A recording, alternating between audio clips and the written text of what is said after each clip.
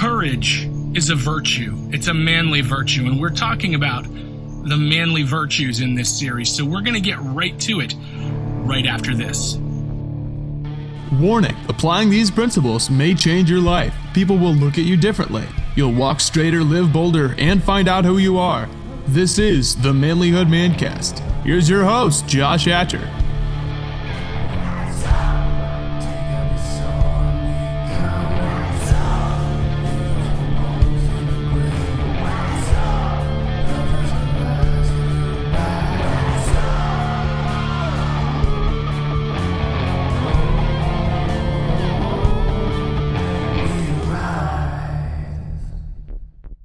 Gentlemen, welcome back to the Manlihood ManCast. This has been truly an amazing season so far. We've had some great interviews and I think some good insights for you.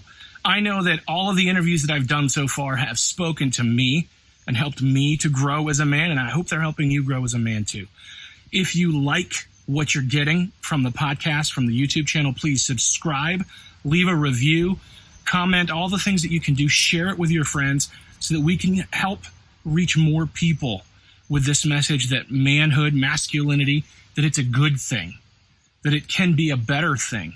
That's what we want to do. And listen, if you want to grow as a man, make sure you join our Facebook group, the Manlihood Man Cave, and you can connect with other guys there where we encourage each other, we build each other up.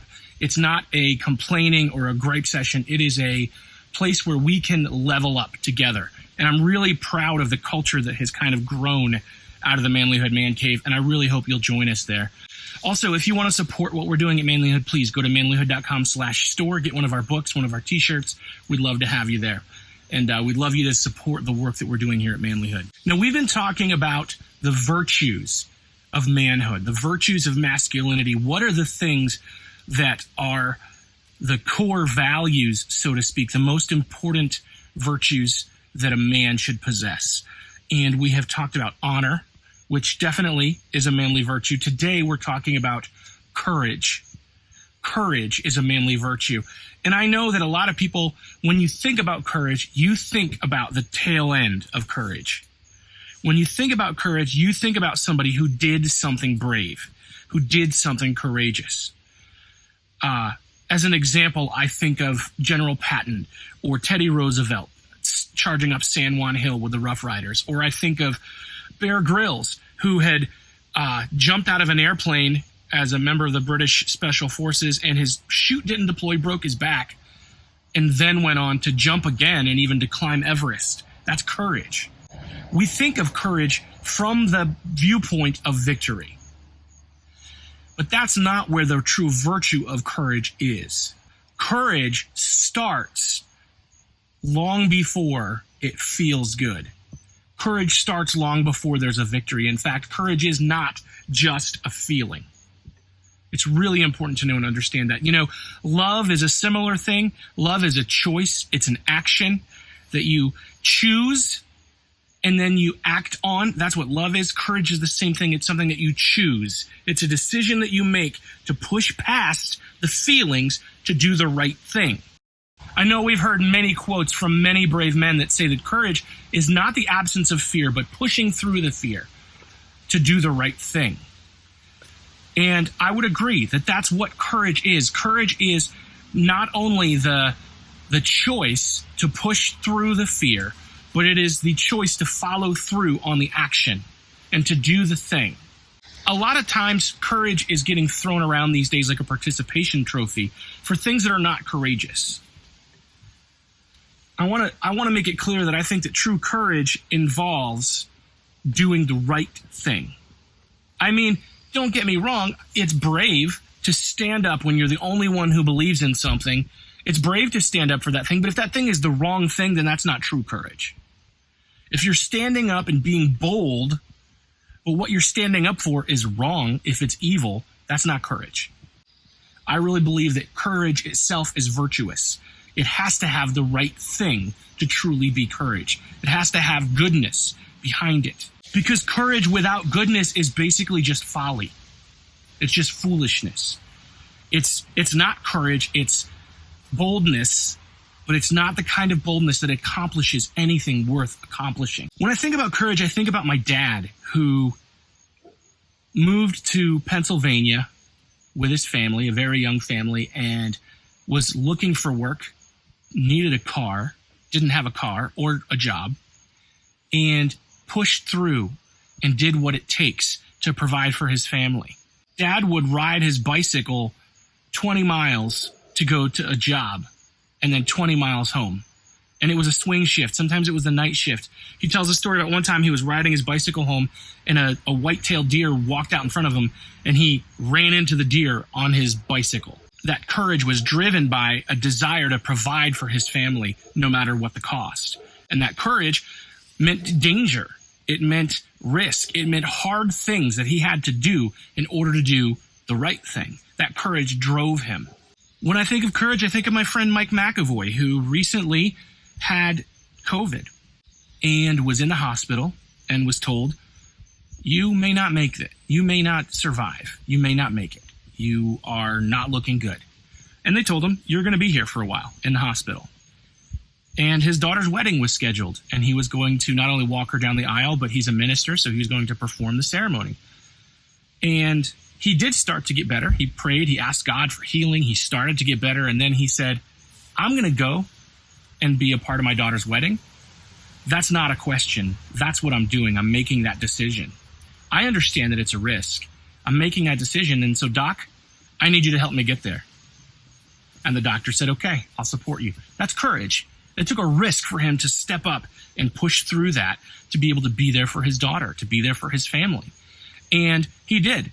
He made it. He did great. He's healing up. He was on oxygen, was definitely weaker than the man that I knew in his younger days, but he definitely pushed through and kept his commitment to his family, which that takes courage.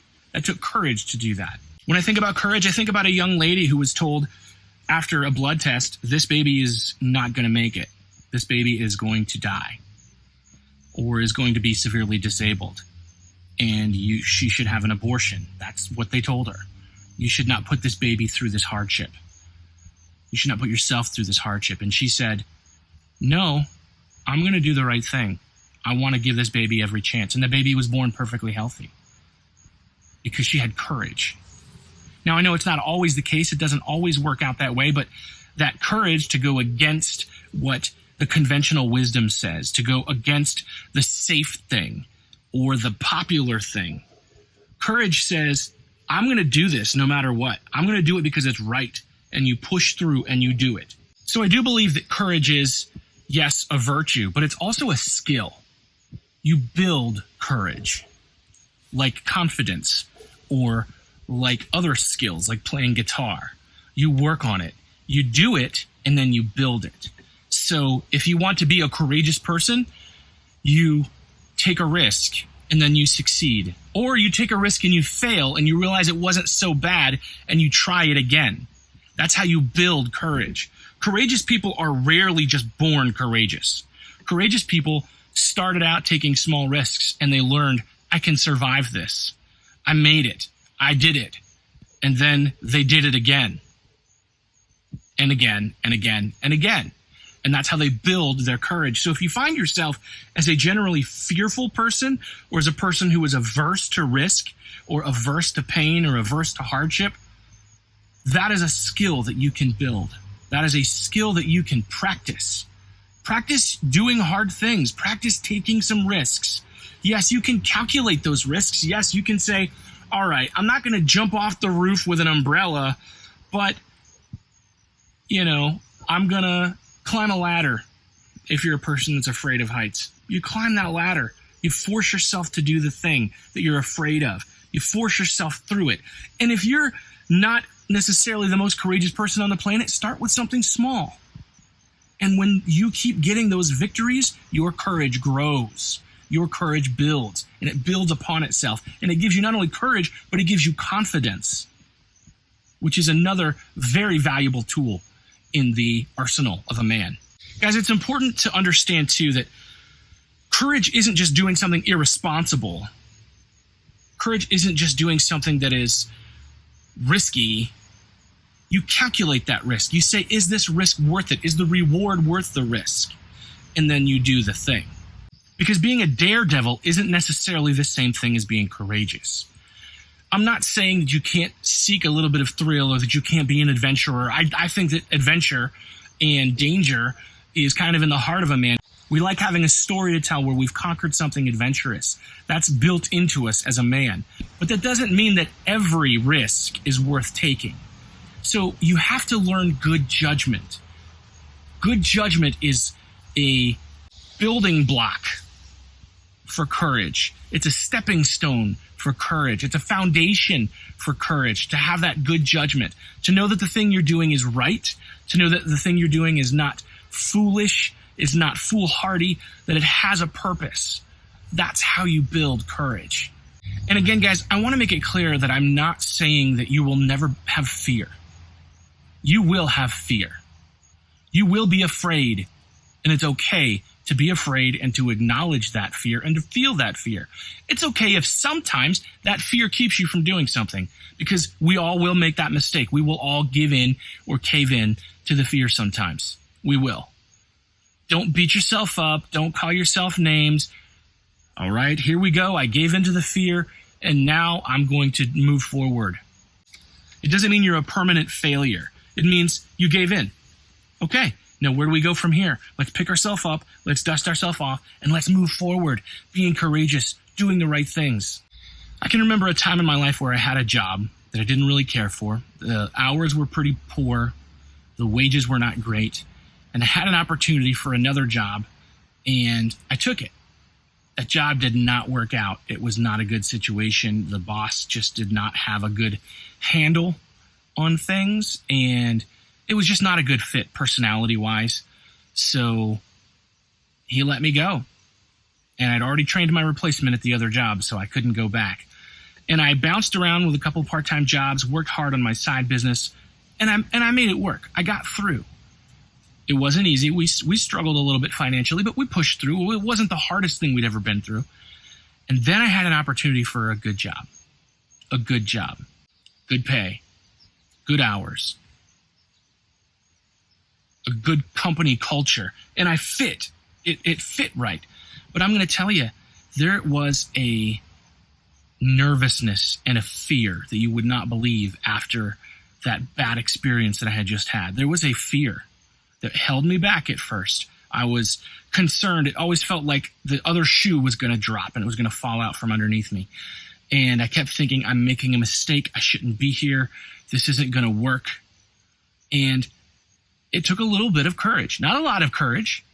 It took a little bit of courage to keep going, to push through, to trust.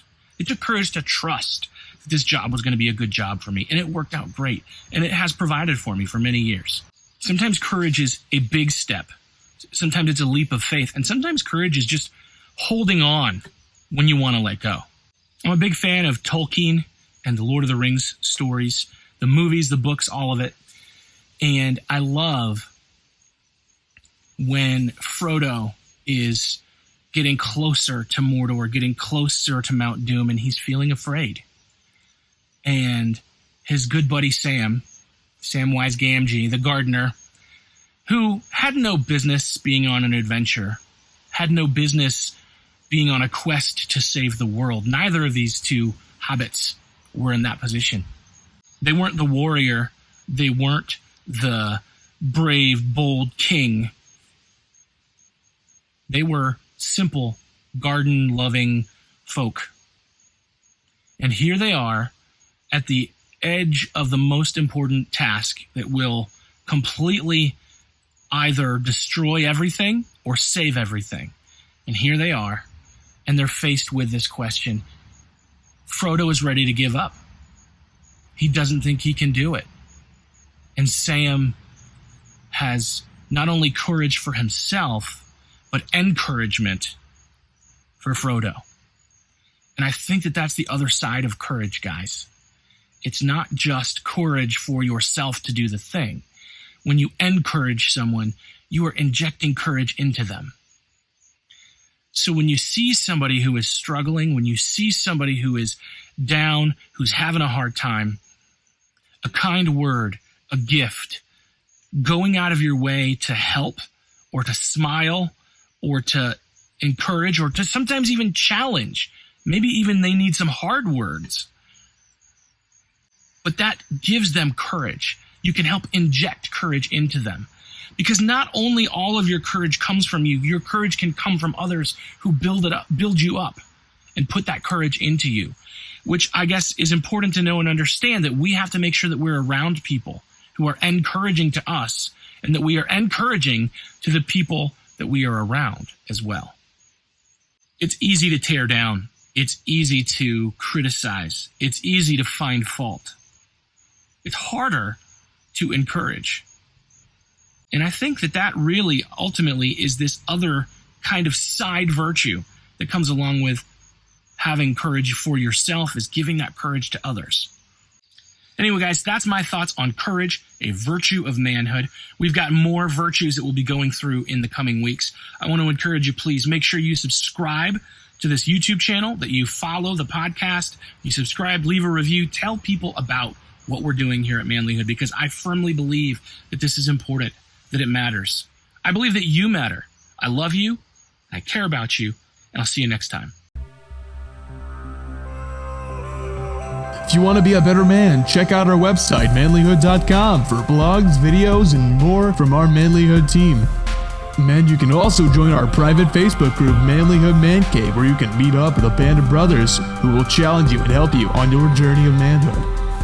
This episode is produced by Hatcher Media for manlihood.com. Be sure to subscribe and leave us a review on iTunes, YouTube, or wherever you're listening to the show. Tune in again for more of the Manlihood ManCast.